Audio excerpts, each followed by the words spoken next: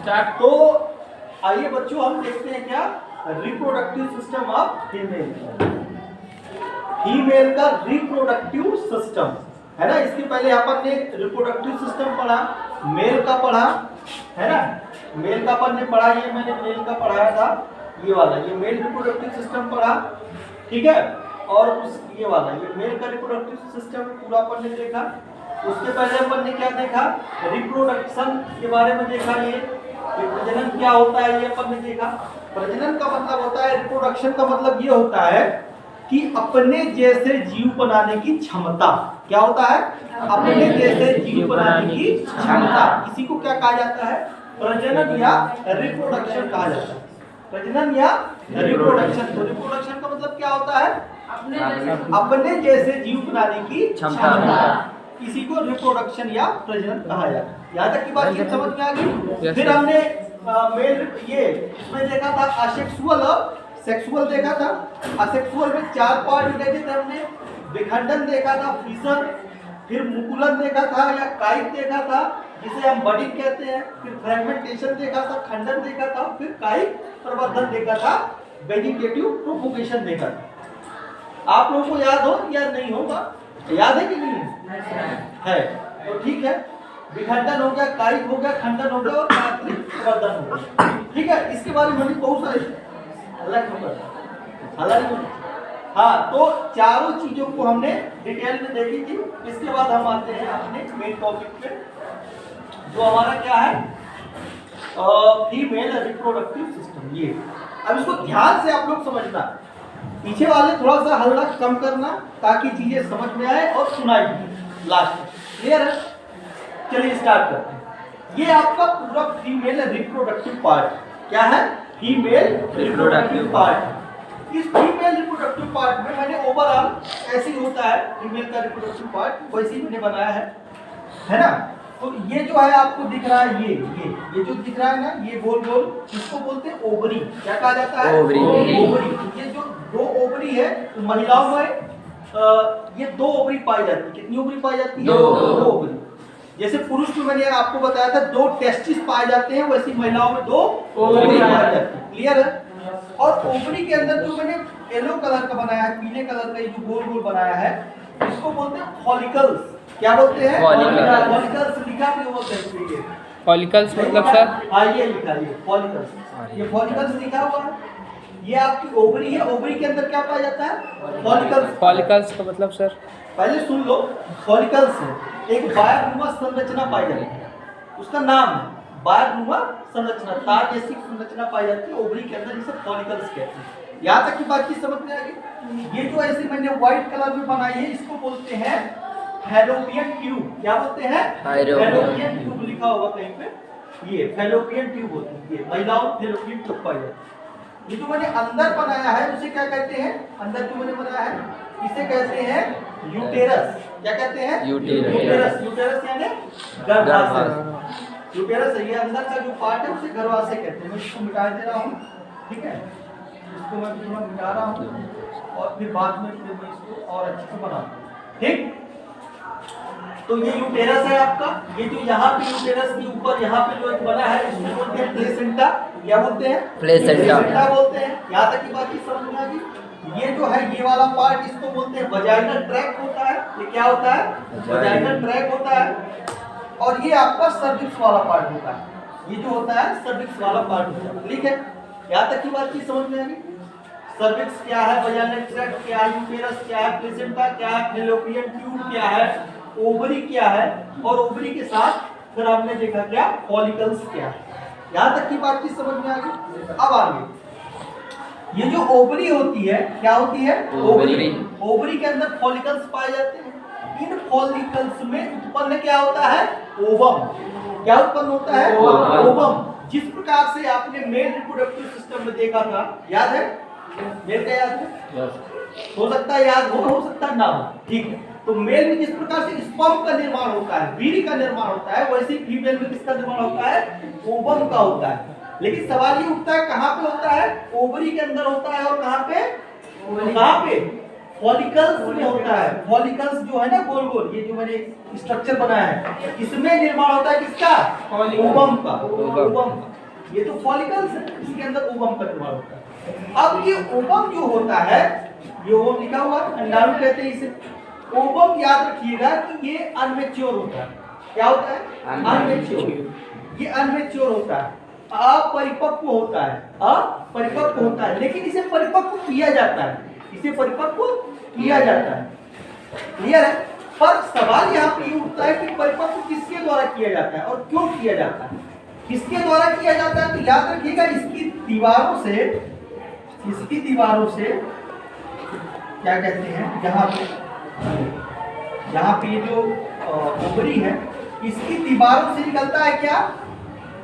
इसकी दीवारों से निकलता है हार्मोन। क्या निकलता है? हार्मोन, जिसे एस्ट्रोजन हार्मोन कहा जाता है। यहाँ पे लिखा है एस्ट्रोजन हार्मोन, तो उसे एस्ट्रोजन हार्मोन कहा जाता है, उसे एस्ट्रोजन हार्मोन कहा जाता है। क्लियर है? अब ये जो एस्ट्रोजन हार्मोन है, ये एस्ट्रोजन हार्मोन क्या करता है? ये जो ओवम है, ओवम उसको क्या करता है? परिपक्व करता है। क्या करता है? हमने देखा ओवम पैदा हुआ फॉलिकल से, हमने देखा ओवम पैदा हुआ इससे, और उस ओवम को क्या करना है? क्या करना है? परिपक्व करना है, परिपक्व या मैच्योर करना है। उसके लिए रिस्पॉन्सिबल कौन है? ये जो साइड से ओवरी की दीवारों से एक क्या निकल रहा है? हार्मोन, जिसे एस्ट्रोजन हार्मोन कहते हैं, और एस्ट्रोजन हार्मोन ही इसको क्या करता है? मैच्योर करता है।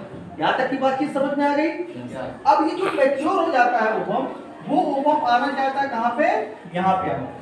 कहाँ पे आना चाहता है? यूटेरस में आना चाहता है। यहाँ पे यूटेरस, ये यूटेरस में आना चाहता है, वो यहाँ से। ये फैलोपियन ट्यूब है, इस फैलोपियन ट्यूब के माध्यम से कहाँ आना चाहेगा? यहाँ पे आना चाहता है, यूटेरस में आना चाहता है। यूटेरस में इसलिए आना चाहता है ताकि यहाँ मेल के रिप्रोडक्टिव पार्ट से जो स्पर्म आए, वीर्य आए, वो वीर्य का यहाँ से मिलन हो, इससे ओवम से। तो ओवम और स्पर्म जब मिलेगा तो क्या होगा? ओवम और स्पर्म जब मिलेगा तो फर्टिलाइजेशन की प्रक्रिया होगी, और जब फर्टिलाइजेशन की प्रक्रिया होगी, निषेचन की प्रक्रिया होगी, तो किसका निर्माण होगा? बच्चे का निर्माण। किसका निर्माण होगा? बच्चे का। यहाँ तक की बात की समझ में आ गई? यहाँ ओवम पैदा हुआ, उसको मैच्योर करने के लिए इसकी साइड से एस्ट्रोजन हार्मोन निकला, जो उसको परिपक्व किया। परिपक्व के बाद क्या होता है? एक और हार्मोन इसी की दीवार से निकलता है, एक और हार्मोन निकलता है, जिसे कहते हैं प्रोजेस्टेरॉन हार्मोन। क्या बोलते हैं? प्रोजेस्टेरॉन हार्मोन, जो क्या करता है? इस मैच्योर ओवम को इस तरह से यहाँ पे लाता है और यहाँ पे छोड़ देता है। क्लियर है? तो मैच्योर ओवम को यहाँ से कौन ले जाता है? कौन ले जाता है? Progesterone hormone. प्रोजेस्टेरॉन, क्वेश्चन पूछा जाता है कि एस्ट्रोजन हार्मोन कहाँ से और किस पे निकलता है? तो ओवरी से निकलता है और महिलाओं में निकलता है। दूसरा एक मैंने बताया प्रोजेस्टेरॉन हार्मोन कहाँ से निकलता है, किस पे निकलता है? कहाँ निकलता है? ओवरी में निकलता है। किस पे निकलता है? महिलाओं में। पुरुष की बात करें, पुरुषों में क्या कौन सा हार्मोन निकलता है? सेक्स हार्मोन कौन सा निकलता है? टेस्टोस्टेरोन। टेस्टोस्टेरोन पुरुषों में निकलता है, एस्ट्रोजन और प्रोजेस्टेरोन किसमें निकलता है? महिलाओं। यहाँ तक की बातचीत समझ में आ गई? यहाँ तक की बातचीत पीछे वाले समझ में आ गई? आप लोग को आ गई? ठीक है। तो यहाँ से ये प्रोजेस्टेरोन हार्मोन निकलता है, और प्रोजेस्टेरोन हार्मोन जो है इसको लेके, इस ओवम को लेके कहा जाता है? फैलोपियन ट्यूब के माध्यम से कहा जाएगा? यूटेरस में जाएगा। ये आपका गर्भाशय है, जहाँ बच्चा बनता है। ये क्या है? गर्भाशय। तो यहाँ पे जाएगा, यहाँ से क्या आएगा? मेल का स्पर्म आएगा, वीर्य आएगा, और वो यहाँ पे क्या होगा? मिलेगा। जब यहाँ मिलेगा तो निषेचन की प्रक्रिया होगी, फर्टिलाइजेशन की प्रक्रिया होगी, और फिर बच्चे का निर्माण होगा। क्लियर है? तो बच्चे का निर्माण कहाँ पे होता है? गर्भाशय से। कैसे होता है मैंने बता दिया। यहाँ ओवम पैदा हुआ, उसको मैच्योर किया गया, एस्ट्रोजन। ओवम महिलाओं में निकलता है, एक तरल द्रव्य है, जैसे पुरुषों में वीर्य निकलता है, जैसे पुरुषों में वीर्य निकलता है, स्पर्म निकलता है, वैसे महिलाओं में ओवम निकलता है, ओवरी से निकलता है। उसको मैच्योर किया जाता है एस्ट्रोजन के द्वारा, फिर प्रोजेस्टेरॉन के द्वारा फैलोपियन ट्यूब के माध्यम से कहाँ? यूटेरस में। यहाँ से मेल का स्पर्म जाता है, वो दोनों मिलते हैं, फर्टिलाइजेशन होता है, निषेचन की प्रक्रिया होती है, उसके बाद बच्चे का निर्माण होता है। यहाँ तक की बात की समझ में? अब ये जो बच्चा होता है यहाँ पे 9 मंथ रहता है, बच्चा रहता है, कहाँ पे रहता है? यहाँ पे रहता है, अंदर रहता है। तो ये जो अंदर बच्चा रहता है क्या कहते हैं? गर्भाशय के अंदर, यहाँ पे ये गर्भाशय में जो बच्चा रहता है, इस गर्भाशय में मान के चलते हैं ये आपका बेबी, ठीक है, ये आपका बच्चा है। इस बच्चे को भोजन पानी या पोषण की आवश्यकता होती है कि नहीं होती? 9 महीने तक तो पोषण की आवश्यकता होती। कहाँ से मिलेगा पोषण? कहाँ से मिलेगा पोषण? कहाँ से मिलेगा? भाई जो माँ है, माँ से ही मिलेगा ना पोषण। कहाँ से मिलेगा? माँ से मिलेगा, क्योंकि माँ के गर्भ के अंदर ही है। तो माँ के कौन सा ऐसा ऑर्गन है गर्भ के अंदर जिससे उसको पोषण मिलेगा? तो वो है प्लेसेंटा। क्या है? प्लेसेंटा। ये गर्भ के अंदर ही मैंने लिखा है प्लेसेंटा। ये प्लेसेंटा के माध्यम से ही, एक यहाँ पे याद रखिएगा, प्लेसेंटा से एक नली ऐसे लगी होती है, यहाँ पे एक नली होती है। इस नली को बोलते हैं क्या? Umbilical cord. क्या बोलते हैं? एम्बिलिकल कॉर्ड या गर्भनाल भी जिसे कहा जाता है। आप लोग देखते होंगे जब हॉस्पिटल में बच्चा पैदा होता है या घर में डिलीवरी होती है, तो बच्चे की यहाँ नाभि से एक ऐसी लगभग इतनी बड़ी नाल निकली रहती है। देखा है आपने? उसी नाल को क्या बोलते हैं? Umbilical cord. क्या बोलते हैं? Umbilical cord. वो नाल जो निकली रहती है उसी को एम्बिलिकल कॉर्ड कहा जाता है। पीछे वाले ध्यान से सुनिए। अब ये जो एम्बिलिकल कॉर्ड है, ये जो नली है, इसी से प्लेसेंटा के माध्यम से इस बच्चे को क्या मिलता है? पोषण मिलता है। पोषण उससे जरूरी होता है, भोजन पानी सारी चीजें होती है। तो जो पोषण की व्यवस्था होती है वो प्लेसेंटा और एम्बिलिकल कॉर्ड मिलकर करते हैं बच्चे को। जो किसके अंदर होता है बच्चा? गर्भ के अंदर। गर्भ के अंदर। ठीक, याद है कि बात की समझ में आ गई? दोनों ओवरी से ओवम पैदा हुआ, एस्ट्रोजन ने मैच्योर किया, प्रोजेस्टेरोन ने उसको लाया, तो इस प्रक्रिया को ओवुलेशन कहते हैं। ओवुलेशन के बाद यहाँ पे आया, यहाँ पे फर्टिलाइजेशन हुआ, बेबी का निर्माण हुआ। बेबी के निर्माण के लिए बेबी के निर्माण के बाद उसके पोषण की व्यवस्था की जाती है, खाने पीने की व्यवस्था की जाती है, जो माँ के प्लेसेंटा और एम्बिलिकल कॉर्ड के माध्यम से की जाती है। याद तक की बात की समझ में आ गई? अब ये जो एम्बिलिकल कॉर्ड है वो कितना इंपॉर्टेंट है ये आप समझो। एम्बिलिकल कॉर्ड जो है, जैसे मान लीजिए यहां पे देखो, ये आपका क्या है? Umbilical cord. मान लीजिए गर्भनाल। इस एम्बिलिकल कॉर्ड में 2 प्रकार की इंपॉर्टेंट सेल्स पाई जाती हैं। क्या पाई जाती हैं? प्रकार की महत्वपूर्ण कोशिकाएं पाई जाती हैं, जिन्हें क्या कहते हैं? टोटिपोटेंट और प्लूरिपोटेंट। क्या कहते हैं? टोटिपोटेंट और प्लूरिपोटेंट कहा जाता है। ये ऐसी कोशिकाएं होती हैं जो इस बच्चे के जैसा सेम टू सेम बेबी बनाने की क्षमता रखती है। सेम टू सेम की बात मैं कर रहा हूँ, मैं फोटोकॉपी या मैं जुड़वा की बात नहीं कर रहा हूँ। जैसे जुड़वा बच्चे जो होते हैं दिखते तो सेम है, लेकिन उनका फिंगरप्रिंट अलग होता है, उनकी रेटिना अलग होती है। होती है कि नहीं होती? होती है। होती है। कोई भी जुड़वा बच्चा आपने देखा होगा, आपके घर में पैदा हुआ होगा, तो उसका जो है तो वो हो सकता है आपको दिखे सेम, ऐसा लगे कि दोनों सेम है, सब कुछ इनका सेम है, लेकिन नहीं, उनका हाथ का फिंगरप्रिंट और रेटिना अलग अलग होता है। इसीलिए तो हर व्यक्ति का आधार नंबर अलग अलग होता है। ये तो आधार भी क्या सेम हो ना जुड़वा लोगों का, पर उनका आधार अलग क्यों होता है? क्योंकि उनके हाथ का जो फिंगरप्रिंट है अलग है और रेटिना अलग है। आधार नंबर जो बनता है इसी से बनता है। आपने बनवाया होगा, इसे आपने रखा होगा। Yes sir. और आपकी आँख की रेटिना ले जाए, तो वो हर व्यक्ति का चेंज होता है। भले ही वो एक भाई है, बहन है, सेम टू सेम दिखते हैं, कैसे भी दिखते हैं, तो उनको अलग होता है। अपराधी को पकड़ने में इसमें बहुत बड़ी मदद मिलती है, इसलिए सबका आधार नंबर अलग अलग आधार कार्ड बनाया गया। लेकिन ये जो बच्चा बनेगा इन कोशिकाओं से, टोटिपोटेंट और प्लूरिपोटेंट कोशिकाओं से, वो बच्चा का जो है तो फिंगरप्रिंट और रेटिना भी सेम हो सकता है। मतलब समझ गए कि अगर ये बेबी खत्म हो गया और उसकी जगह में इन कोशिकाओं से एक नया बच्चा बना, तो सेम वैसे ही होगा, उसमें कोई अंतर नहीं होगा जो पहले था और जो बाद में आया। एग्जाम्पल से समझो, एक चीज और बताने वाला हूँ कि जैसे ये बच्चा मान लीजिए, ये बच्चा पैदा हुआ।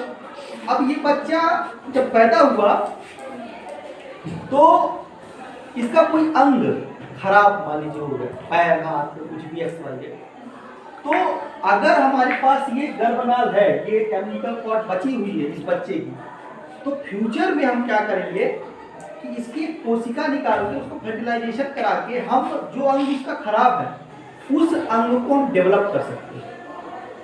ऐसा किया जा सकता है किसी जीव में, सुअर है, गाय, भैंस या किसी के भी कुत्ता है, किसी जीव के गर्भ में उस सेल्स को फर्टिलाइज करा के अगर डाला जाए तो उसके अंग को निकाला जा सकता है डिलीवरी के रूप।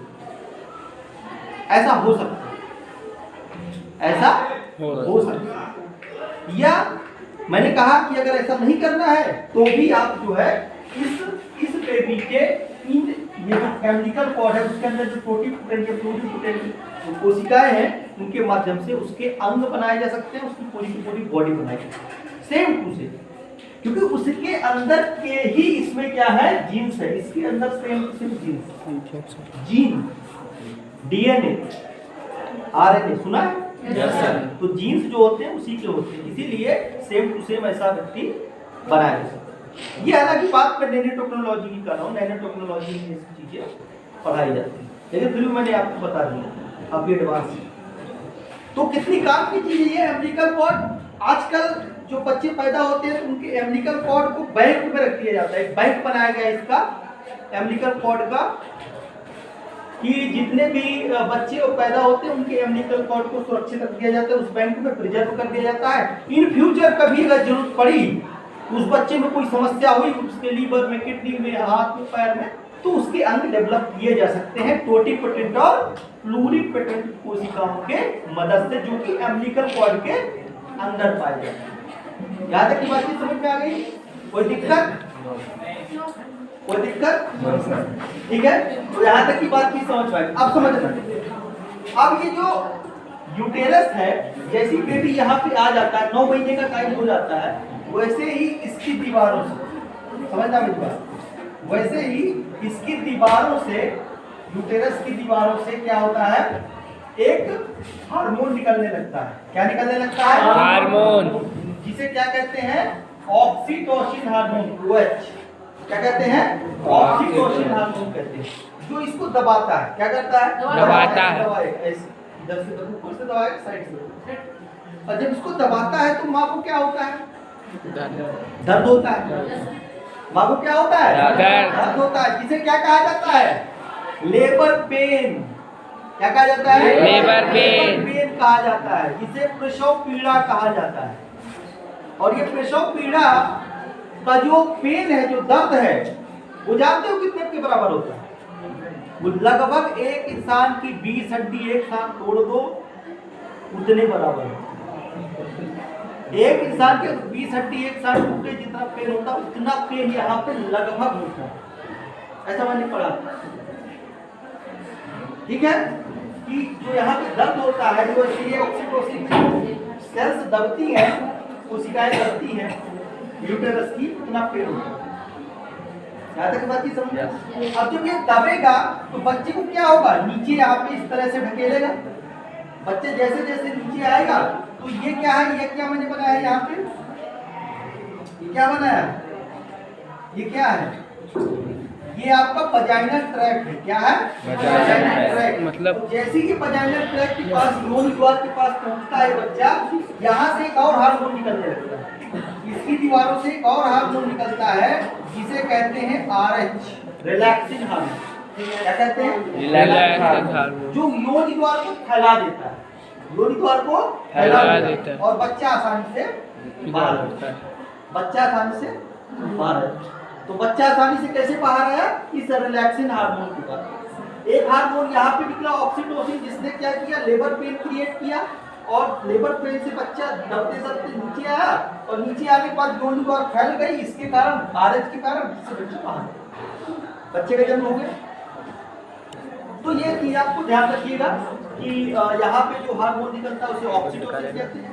ये जो ऑक्सीटोसिन हार्मोन है, ये ऑक्सीटोसिन हार्मोन क्या करता है, ये ऑक्सीटोसिन हार्मोन दुग्ध के सिक्रेशन के लिए इंपॉर्टेंट होता है। महिलाओं में जो दुग्ध बनता है और उसका जो दूध निकलता है, तो मिल्क निकलने के लिए इंपॉर्टेंट होता है ऑक्सीटोसिन। लेकिन दुग्ध बनने के लिए कौन सा हार्मोन रिस्पॉन्सिबल होता है, ये भी तो प्रश्न पूछा। तो पीएच होता है, एक हार्मोन होता है कौन सा? PH. Prolactin hormone. Prolactin hormone होता है, वो क्या करता है, महिलाओं में मिल्क को फॉर्मेशन के लिए इंपॉर्टेंट होता है, मतलब दुग्ध बनाता है जब बच्चा डिलीवरी होने वाली होती है, और दुग्ध निकालने के लिए कौन सा रिस्पॉन्सिबल होता है? OH। दुग्ध बनाने के लिए पीएच, बनाने के लिए OH। यहाँ तक की बातचीत समझ में आ गई? आगे की नहीं आ गई? यहाँ तक की बातचीत आपको अच्छा। प्रोलैक्टिन, लैक्टिक एसिड किसमें पाया जाता है? दूध में। तो समझ जाओ प्रोलैक्टिन मतलब मिल्क फॉर्मेशन की। यहाँ तक की बातचीत समझ में आ गई पीछे वालों को, आप लोगों को? तो ये हो गया, ये हार्मोन हो गए। अच्छा, एक चीज और मैं यहाँ पे बताना चाहूंगा, इसी संबंधित, गर्भ से संबंधित एक चीज है, पीरियड्स होते हैं महिलाओं में। क्या होते हैं? पीरियड्स। मेंस्ट्रुएशन साइकिल होता है या मेंस्ट्रुअल साइकिल जिसे कहते हैं। ये महीने में 2, 4, 5 दिन का एक चक्कर होता है, चक्र होता है, उससे महिलाओं को काफी ज्यादा पेन होता है। तो वो ऐसा कौन सी ऐसी चीज होती है जिसके कारण पीरियड्स होते हैं? तो समझना इधर मेरी पीछे बात, पीछे वाले लोग इधर ध्यान, इधर, अरे हंसो मत, ये बहुत काम की चीज है ना। देखो इधर मेंस्ट्रुअल साइकिल कैसे आता है, पीरियड्स कैसे आता है? तो समझिए, जब यहाँ पे क्या होता है, बच्चा बनने की तैयारी चल रही होती है, जब बच्चा बनने की क्या चल रही होती है, तैयारी चल रही होती है, यहाँ पे तो एक बेहतरीन व्यवस्था की जाती है, क्या की जाती है? बेहतरीन व्यवस्था की जाती है। हाँ, यहाँ पे बेहतरीन व्यवस्था की जाती है। इधर ध्यान दो, इधर ध्यान दीजिए। यहाँ पे क्या होता है कि जो टिश्यू होते हैं, ऊतक होते हैं, उनके द्वारा ऐसी व्यवस्था की जाती है ताकि बच्चा पूरी तरह से सुरक्षित रहे, उसको किसी भी प्रकार की कोई दिक्कत ना हो। जैसे आप घर पे अपने लिए बेहतरीन व्यवस्था करते हो, बेड में बेहतरीन गद्दा पल्ली आराम से सब व्यवस्था करते हो ताकि आपको कोई दिक्कत ना हो, वैसे ही प्रकृति के द्वारा यहाँ बेहतरीन व्यवस्था की जाती है, ऊतक के द्वारा बेहतरीन व्यवस्था की जाती है ताकि ये बच्चा पूरी तरह से क्या रहे, सुरक्षित रहे, व्यवस्था की जाती है। पर मान के चलिए कि सेक्स तो हुआ ही नहीं, मेरी बात समझना, सेक्स तो हुआ ही नहीं, स्पर्म आया नहीं, ओवम आया नहीं। जब ओवम नहीं आएगा, स्पर्म नहीं आएगा, तो क्या बच्चा बनेगा? नहीं बनेगा। लेकिन व्यवस्था तो है, यहाँ पे व्यवस्था करके रखी है बच्चे की। तो जब ये बताइए, जब ये बच्चा बना ही नहीं, तो व्यवस्था तो बच्चे की पूरी है, 1 महीने तक ये वेट किया बच्चा बनने, जब बच्चा बना ही नहीं तो ये जो व्यवस्था है वो क्या हो जाएगी? खराब हो जाएगी। जो टिश्यू है वो धीरे धीरे खराब हो जाएगा। अब यदि ये जो व्यवस्था है, इस व्यवस्था को या इसकी जो टिश्यू है उसको क्या करना पड़ेगा? बॉडी के बाहर निकालना पड़ेगा, क्योंकि ये टिश्यू खराब हो गए। अगर ये टिश्यू महिला के अंदर रहेंगे तो हो सकता है नई बीमारी तैयार हो जाए। तो ये जो टिश्यू वगैरह है, जो खराब आइटम है, उसको ही महीने में एक बार शरीर के बाहर ब्लड के थ्रू निकाला जाता है। इसी को कहते हैं पीरियड। क्या कहते हैं? पीरियड। तो पीरियड में खराब चीजें जो होती है, जो बच्चे निर्माण के लिए इंपॉर्टेंट थी, बनाई गई थी, उस खराब चीज को ही बाहर निकाला जाता है। और जब ये बाहर निकल जाता है तो ये फ्रेश हो जाता है। जैसे ये बाहर आया, 2-3 बढ़िया 3-4 दिन अच्छा रहेगा, फिर उसके बाद बच्चे बनने की प्रक्रिया फिर जाएगा, फिर से ये क्या करेगा, बढ़िया सब टिश्यू इकट्ठा करेगा, सारी चीज बनाएगा, सब व्यवस्थित 1 महीने तक, 1 महीने वेट करेगा। अगर यहाँ पे ओवम या स्पर्म नहीं आया, फर्टिलाइजेशन नहीं हुआ, तो फिर से ये खराब होगा, फिर से ये बाहर निकलेगा। तो ये चक्र चलता रहता है, साइकिल चलता रहता है, जिसे हम क्या कहते हैं? मेंस्ट्रुएशन साइकिल कहते हैं, या मेंस्ट्रुअल साइकिल कहते हैं, या पीरियड कहते हैं। समझ में आ गया? तो ये पीरियड्स की जो प्रक्रिया होती है लगभग ऐसी होती है जो मैंने बताया, एक मोटा ऐसे आप समझ सकते हैं। इस तरह से पीरियड्स महिलाओं में आते हैं, और उसमें से जो गंदा जो ब्लड है वो टिश्यू के माध्यम से, टिश्यू वगैरह उसे बाहर आता है। ठीक है। हाँ, जब पीरियड हो जाता है तो उसके बाद ये महिलाओं का योनि द्वार क्या रहता है? ओपन रहता है। तो उस समय सेक्सुअल इंटरकोर्स किया जाए या सेक्सुअल संबंध बनाया जाए महिला पुरुष के, तो यहाँ पे बच्चा जो है डायरेक्ट स्पर्म और यहाँ पे आ जाएगा, तो वो यहाँ जाएगा, तो बच्चा निर्माण की प्रक्रिया चालू हो जाएगी। यहाँ तक की बातचीत समझ में आई? एक चीज और बताना चाहूंगा मैं इसी से संबंधित। एक शब्द आपने सुना होगा सरोगेसी, सुना है? नहीं सुना तो मैं बता दे रहा हूँ, अब सुन लो। सरोगेसी का मतलब होता है किराए की कोख। क्या होता है? किराए की आजकल जो बड़े घर की महिलाएं होती हैं, जो स्टार सुपर स्टार वगैरह होती हैं, वो क्या करती हैं कि अपने गर्भ में बच्चे को ना पाल के एक किराए की कोख की व्यवस्था करती हैं। उसके बाद वो कुछ पैसा देती हैं सामने वाले को, जो भी उनकी क्षमता होती है वो पैसा देती है, जिससे वो क्या करती है, जो महिलाएं होती सरोगेट मदर, वो उस बच्चे को 9 महीने तक अपने गर्भ में पालती है और 9 महीने के बाद जो है उसको क्या करती है, जैसी बच्चा डिलीवरी होती है, बच्चा पैदा होता है, वो उसको दे दिया जाता है, जो उसके असली माता पिता होते हैं। इस व्यवस्था को सरोगेसी कहा जाता है, या ऐसी मदर को सरोगेट मदर कहा जाता है। तो इसमें पुरुष और महिला का स्पर्म फर्टिलाइज करा के उसके गर्भ में डाला जाता है। किसके गर्भ में? जो महिला किराए की कोख के लिए तैयार है। समझ गए?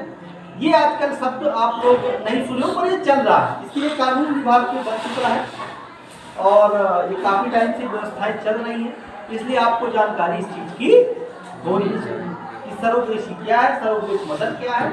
सरोगेट मदर का मतलब होता है किराए की वाली माता, जो दूसरे के बच्चे को अपने गर्भ में 9 महीने तक पालती है। ठीक है, समझ में आ गया? अच्छा, एक चीज और, ये जो बच्चा बनता है, ये बच्चा बनने में होता क्या है कि माँ का लगभग 80% कैल्शियम इस बच्चे में आ जाता है। 80% कैल्शियम। यही कारण है कि महिलाएं जब 30 से 35 या 40 की उम्र पार करती है तो उनमें कैल्शियम की बहुत ज्यादा कमी हो जाती है और उनके शरीर में पेन होता है, दर्द होता है। आप सबके घर में महिलाओं में कोई ना कोई समस्या आप देखते हो, कहीं इधर पेन है, कहीं घुटने में, कहीं इसमें, कहीं इसमें। क्यों? क्योंकि महिला का जो कैल्शियम है वो 80% बच्चे ने ले लिया। बच्चों की हड्डियां किससे बनती? कैल्शियम से। तो माँ से ही तो लेगा ना, बाहर से थोड़ी आ जाएगा कैल्शियम, माँ से ही लेगा, तो यहाँ से आ जाएगा। तो फिर वो जो कैल्शियम होता है 80% इसमें आ जाता है और यहाँ पे क्या हो जाता है, माँ को थोड़ा सा कमी होती है। जैसे जैसे उसके बच्चे होते जाते हैं वैसे वैसे कैल्शियम की कमी होती है। और महिला में जो है तो लगभग 40-50 तक जो महिलाएं हैं वो माँ बन सकती है, लगभग 50 तक। जब तक ये पीरियड्स की व्यवस्था चलेगी, मेंस्ट्रुएशन साइकिल चलेगा, तब तक वो माँ बन सकती है। उसके बाद ये जो मेंस्ट्रुअल साइकिल है वो बंद होगा, तो फिर बच्चा पैदा करने की जो क्षमता है महिला में ना के बराबर हो जाएगी या नहीं। जबकि पुरुष जो है वो बच्चा पैदा करने के लिए 80 साल में पुरुष बच्चा पैदा कर सकता है, क्योंकि पुरुष को क्या होता है, स्पर्म बस त्याग होती है। लेकिन महिलाओं की एक बेहतरीन व्यवस्था की जाती है, एक स्पेशल टाइप की व्यवस्था होती है, तब ना बच्चा बनता है, उसको 9 महीने कोख में रखना। तो ये सारी व्यवस्था जो मैंने आपको बताया, क्या समझ में आप लोग? Yes sir. पूरी तरह से? Yes sir. किसी को कोई डाउट? No sir. अगर कोई डाउट है तो आप लोग पूछ सकते हैं। कोई डाउट किसी को? हाँ, एक चीज और बता दूं, एक चीज और लास्ट, मेरी बात सुनो। ये जो महिलाओं की फैलोपियन ट्यूब होती है ना, महिलाओं की फैलोपियन ट्यूब होती है, उस फैलोपियन ट्यूब पे ही अगर ट्यूब लगा दिया जाए, इसको बंद कर दिया जाए, तो क्या होगा? ओवम यहाँ से यहाँ नहीं जा पाएगा, आएगा नहीं आएगा। तो स्पर्म अगर आ भी गया तो क्या बच्चा बनेगा? नहीं बनेगा। इसको कहते हैं नसबंदी। नसबंदी, नसबंदी सुना है ना? Yes sir. तो महिलाओं को फैलोपियन ट्यूब को ही क्या कर दिया गया है? बंद कर दिया गया। अब जैसे एक लड़की का सवाल था लास्ट, जब मैं क्लास में पढ़ा रहा था, पिछली क्लास में, तो उसमें लड़की का सवाल था कि सर अगर ये फैलोपियन ट्यूब बंद कर दी जाए, या मेल का भी मैंने बताया था, तो वहां पे भी नसबंदी हो जाए तो क्या बाद में ओपन कर सकते हैं? क्या बाद में अगर बच्चा पैदा करना चाहें तो क्या हो सकता है? तो पहले नहीं था, आज के पेपर में आया था, दैनिक भास्कर पेपर आज पढ़ना, उसके फ्रंट पेज में आया था, ये आज ही मैंने पढ़ा। मैंने उस टाइम पे उसको बताया था अपने तर्क के आधार पर, तो आज मैंने पेपर में भी पढ़ा कि ये व्यवस्था 1970 तक नहीं थी कि अगर किसी ने नसबंदी करा ली और दोबारा अगर उसको बच्चा पैदा करना है तो 1970 तक भारत में ऐसी कोई विशेष टेक्नोलॉजी या ऐसी कोई सर्जरी नहीं थी। लेकिन 1970 से ये प्रक्रिया चालू हुई और 1983 में जो पहली सर्जरी की गई तो सफल हुई। उसमें जो इसको पैक किया गया था उसको ओपन किया गया, पैक कर दिया गया तो उसको ओपन कर दिया गया सर्जरी के माध्यम से, फिर ओवम यहाँ से यहाँ जाने लगा और बच्चा पैदा होने की प्रक्रिया चालू हुई। तो वर्तमान में अगर किसी की नसबंदी हो जाती है चाहे पुरुष हो या महिला और वो बच्चा बाद में लगता है कि नहीं हमको बच्चा पैदा करना है, तो वो बच्चा पैदा कर सकते हैं सर्जरी के माध्यम से, इसको हटवा सकते हैं इस ट्यूब को और फिर ये ओपन हो जाएगी। ठीक है, तो आज की बात हम यहीं पे समाप्त करते हैं।